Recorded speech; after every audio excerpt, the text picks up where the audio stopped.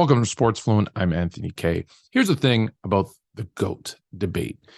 Everybody has their own opinion.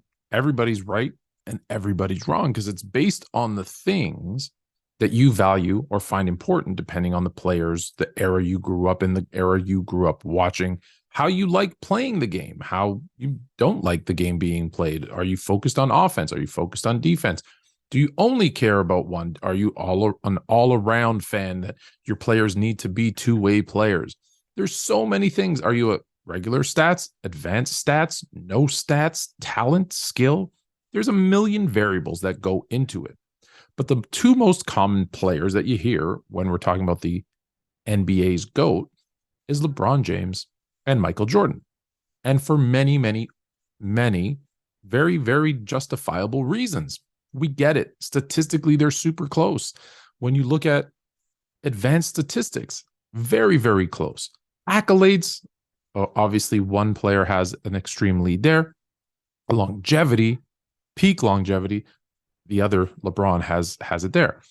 But what we're here to talk about today is the most common reason and the most common question I get about the GOAT. And it's why are so many people who grew up in the 80s, 90s, 2000s today, why do they put Michael Jordan? Like when we look at the numbers, it's over 70% pick Michael Jordan. And the number one question I get is why? And the reason I've come up with, and I think it's pretty valid, is what I call the GOAT ascension. So I'm going to show you a chart and I'm going to go through year by year and explain what occurred and maybe answer the question, why do some people just find it so easy to claim one person as the GOAT over the other? So here's the scenario. When we're looking at the GOAT, the orange line, or yellow, depending on how your eyes work, I'm a little colorblind, not going to lie, is Michael Jordan. The blue line is LeBron James. Along the left-hand side, round one, which is zero, is not making the playoffs at all. I should bring that one up. Round one is being knocked out in the first round. Round two is being knocked out in the second round. Round three is being knocked out in the conference final or the third round. Four, if you get a four, that's losing in the NBA final. And if you get a five, that is winning an NBA championship. And down here, we've got years 1 through 19. Obviously, Jordan didn't play that many years. So let's take a look first at Jordan's career, the one that what I call the ascension, and the reason why many people feel or view him as the GOAT. He comes into the NBA in a time where there's two, maybe three dominant teams in the Lakers, Celtics. You maybe put in the Sixers there. They've got stars like Dr. J, Moses Malone, Kareem Abdul-Jabbar, Magic Johnson, Larry Bird, Kevin McHale. Those teams are the elite teams. He comes into a bad situation in Chicago. It's not a very good roster. They have a horrible head coach.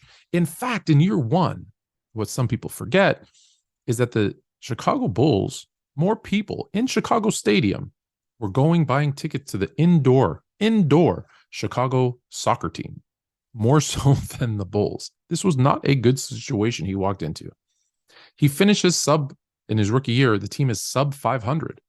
They get knocked out of the first round, only winning one game in a 5-game series to the Milwaukee Bucks. In year two, new head coach. Also, they get knocked out, swept by Larry Bird and the Celtics, the best team in the NBA, mind you, in his second year. Year three, same thing, same Celtics. They're sub 500 they're the 8 seed playing the 1 seed, and they are dominated. Again, they're going through coaches, it's a bad roster. When your second best players are, Orlando Woolridge, or John Paxson, or Charles Oakley, you're probably not going to win a lot in the playoffs, especially as the 8th seed. Year four. So this is the one where I always laugh. Well, that's when they got Scottie Pippen and Horace Grant. It's true, but neither one of them were starters. They were averaging each about 7 points a game. They weren't the players that they would become in the mid-90s. They're far away from that. This is mid-80s. We're a long way away from them being all-stars or even an all-star consideration. but they do make it into the second round. Year 5, second round again. This is where they lose to the Detroit Pistons. Actually, both these years in the second round, they lose to the Detroit Pistons. Year 6, so now this is year 3 for Horace Grant and Scottie Pippen with Michael Jordan, who's now in year 6. They make it to the Eastern Conference Finals. They go seven games with them. But let me go back a step. I want to go back here for a second. Year 5.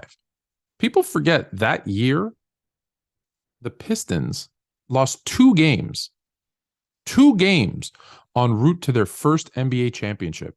2. Those 2 games were lost to the Chicago Bulls.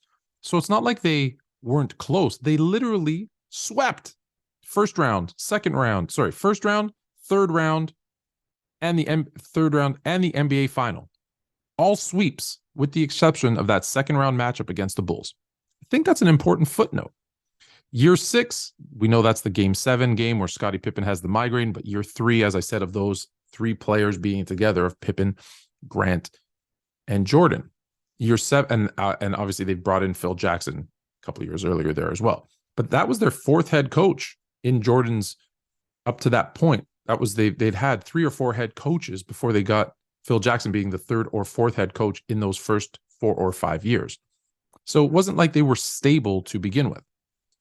Then in year 7, we know what happens. The Bulls go on and win the NBA championship, defeating the Los Angeles Lakers. Year 8, championship. Year 9, championship. I don't need to get too much into the three-peat because we've all talked to that probably ad nauseum. So we know about that 3-year span. The drop that you see really shouldn't even be there, but there's no data for year 10 because Jordan was retired. Then when we look at year 11, yes, they lose in the second round to the Orlando Magic. Michael Jordan had played 17 games that season. So people will tell you, well, he didn't play year 10. He really didn't play year 11, although he did. Let's be honest. He did play. He's got to take credit or blame for that one. But then in his first full season back since year 9, which is year 12, they bring in obviously Dennis Rodman, completely different roster, by the way, than this first three-peat. The only 2 players that are on this second three-peat team are Jordan and Pippen. That's it. The entire roster is different than that first three-peat. And they three-peat again. Then Jordan doesn't play year 15, 16, 17, but in years 18 and 19, we know comes back with the Wizards. Again, horrible team, sub 500. They don't make the playoffs. So what's the point of all this? That's what you're saying. What's the point? The point is he starts at the bottom and you can see progression. Year 1, 2, 3, 4, right? They're getting better by year 5. Year 6, game 7 of the Eastern Conference Final. Then full seasons, championship. And he retires. Okay. I'm not forgetting about the Wizard years. I'm just saying when you look at it from this standpoint, his career peaks. Literally. When we say peak, he starts and peaks. And then down here probably shouldn't have played. But he peaks and has a 6-year stretch of full seasons where there's nobody better. He's not only the best player in the league, he's on the best team in the league, and they're winning championships. There's no debate in that stretch who the best player and who the best team was to LeBron James. LeBron James comes into a similar, actually probably worse situation in Cleveland. They're a bad team. That's why they have the first overall pick. They had been tied for the worst record in the NBA. They won, I believe, the coin flip versus Denver. So here they are. His first 2 seasons, they do not make it into the NBA, into the playoffs at all. Year 3, second round, exit. Year 4, wow, the ascension is very quick. They lose, but they get swept in the NBA Finals by the Spurs. A team that probably, let's be honest, in the Cavs, that probably shouldn't have been there. LeBron James, the defense of the rest of their players, phenomenal. They exceed expectations. The problem with early success is it increases your expectations. Well, what happens the next year? Well, they go from losing in the NBA final to the second round drop. Next year, in year 6, there we go. Back up again. He's into the third round, gets knocked out again.